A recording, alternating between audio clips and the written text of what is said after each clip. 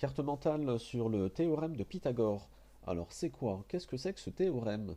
Eh bien il concerne les triangles rectangles. Ici le triangle ABC en rose et rectangle en A.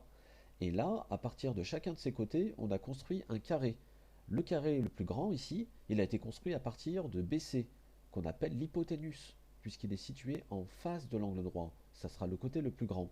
Eh bien le théorème de Pythagore nous dit que le carré de l'hypoténuse, l'aire de ce carré, sera égal à la somme des carrés des deux autres côtés, le carré vert plus le carré jaune.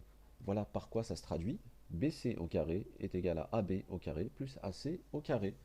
Hein, le carré d'un nombre, c'est un nombre fois lui-même, mais ça correspond également à l'aire d'un carré.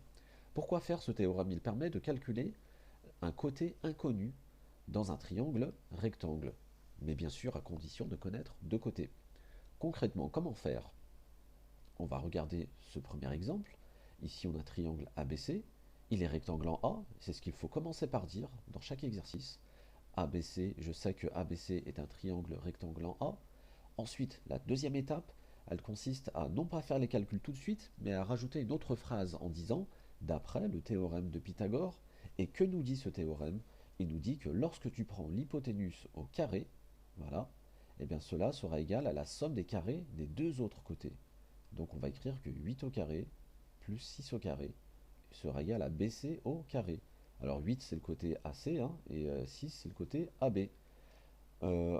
Ici, regardez, petit moyen mnémotechnique, hypoténuse, on entend le son us comme plus. D'accord? Je cherche l'hypoténuse, je fais plus.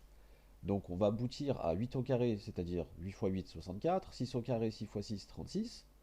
Et ça, au total, ça va valoir 100. 64 et 36, ça vaut 100. Mais lorsqu'on cherche BC seul sans le carré, on n'oublie pas de mettre la racine carrée.